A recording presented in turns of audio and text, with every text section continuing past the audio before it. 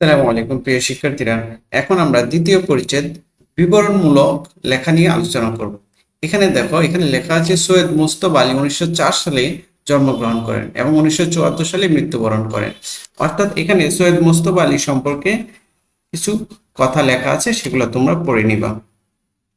এখানে একটা আমরা ছবি দেখতে পাচ্ছি। এই ছবিটি হচ্ছে মিশরের পিরামিডের ছবি।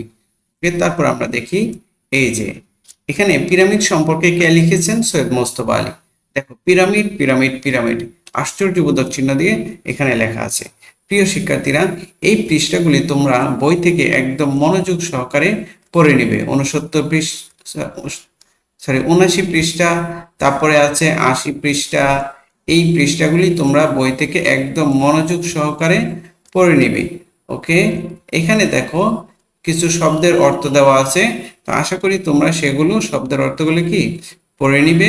তারপরে দেখো, এইখানে আছে 82 পৃষ্ঠায়। এখন 82 পৃষ্ঠায় কিছু প্রশ্ন করেছে, সেগুলো তোমাকে উপরের অনুচ্ছেদ যে তোমরা পড়েছো সেই থেকে সেগুলোর উপর ভিত্তি করে তোমাদেরকে প্রশ্নগুলো উত্তর দিতে হবে। দেখো, এখানে লিখেছে পরে কি বুঝলাম। এখানে লেখক এখানে কিসের বিবরণ দিয়েছেন। তারপরে প্রশ্ন হচ্ছে পিরামিডগুলো কারা তৈরি করেছিলেন এবং কখন তৈরি করেছিলেন। তারপরে প্রশ্ন হচ্ছে পিরামিডগুলো কেন তৈরি করা হয়েছিল, পিরামিডগুলো কিভাবে তৈরি করা হয়েছিল, পিরামিড একটি পুরাকীর্তি, বাংলাদেশের যে কোনো পুরাকীর্তির সাথে এর মিল অমিল খুঁজে বের করো। ওকে, দেখো তাহলে চলো 82 পৃষ্ঠা আমরা প্রিয় শিক্ষার্থীরা, তো প্রথম প্রশ্নের উত্তর হচ্ছে যে লেখক এখানে মিশরের পিরামিড এবং ইতিহাস সম্পর্কে বিবরণ দিয়েছেন। দ্বিতীয় প্রশ্নটা কি ছিল? যে পিরামিডগুলো কারা তৈরি করেছিলেন এবং কখন তৈরি করেছিলেন। এটার উত্তর হলো পিরামিডগুলো মিশরের ফারাওরা তৈরি করেছিলেন খ্রিস্টপূর্ব 4450 থেকে 4700 এর মধ্যে তৈরি করেছিলেন। পিরামিডগুলো কেন তৈরি করা হয়েছিল? এটার উত্তর হলো ফারাওরা বিশ্বাস করত মৃত্যুর পর তাদের শরীর পচে গেলে তারা অনন্ত জীবন পাবে না, তাই মৃত্যুর পর তাদের দেহকে মমি বানিয়ে পিরামিডে সংরক্ষণ করার জন্যই পিরামিডগুলো তৈরি করা হয়েছিল। এখন দেখো যে পিরামিডগুলো কিভাবে তৈরি করা হয়েছিল। ওইটার উত্তর হলো পিরামিড তৈরি করতে 23 লক্ষ টুকরো পাথরের প্রয়োজন হয়েছিল। প্রতি 4-5 টুকরো টুকরা সমান একখানা ছোটখাটো ইঞ্জিন।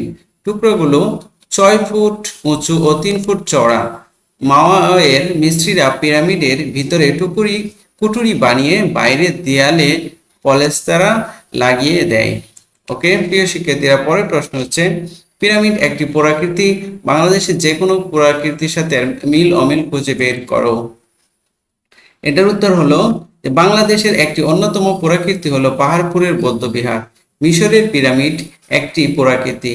মিশরের ফারাওদের দেহ মমি বানিয়ে পিরামিডে সংরক্ষণ করে রাখা হতো। অন্যদিকে পাহাড়পুর বৌদ্ধবিহারে বৌদ্ধ সন্ন্যাসীদের জন্য আশ্রম নির্মাণ করা হয়। এই দুটি পুরাকীর্তি নির্মাণের উদ্দেশ্য হলো ভিন্ন।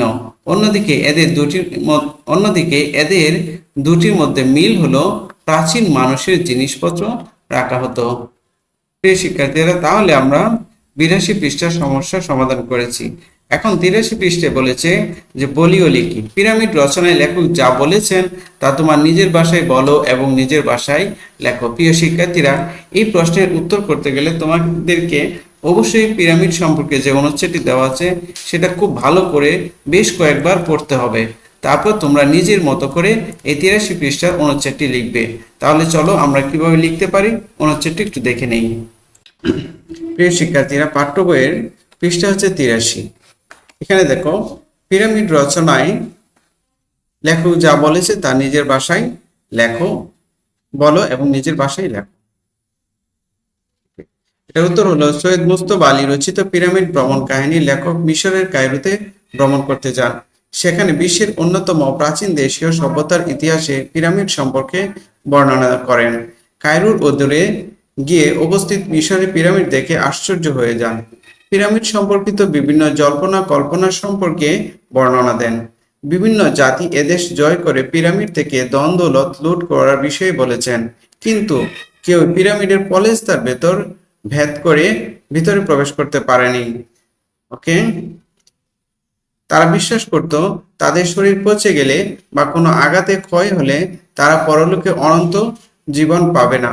তাই তারা মৃত্যুর পর দেহকে মমি বানিয়ে পিরামিডে সংরক্ষণ করে রাখত, যাতে কেউ তাদের দেহ ছুঁতে না পারে। কিন্তু তাদের মনের বাসনা পূর্ণ হয়নি, কারণ অনেক দুষ্ট ও শিষ্টরা তাদেরকে আবিষ্কার করতে পেরেছে। তাদেরকে বিভিন্ন জাদুঘরে সযত্নে সাজিয়ে রাখা হয়েছে এবং এখানেই তারা মহাপ্রলয়ের দিন গুনছে। প্রিয় শিক্ষার্থীরা, এই হচ্ছে আমাদের 83 পৃষ্ঠার সমাধান। প্রিয় শিক্ষার্থীরা, এখনো যারা আমার চ্যানেলটি সাবস্ক্রাইব করোনি, প্লিজ সাবস্ক্রাইব করে ফেলো। সবাইকে অনেক ধন্যবাদ।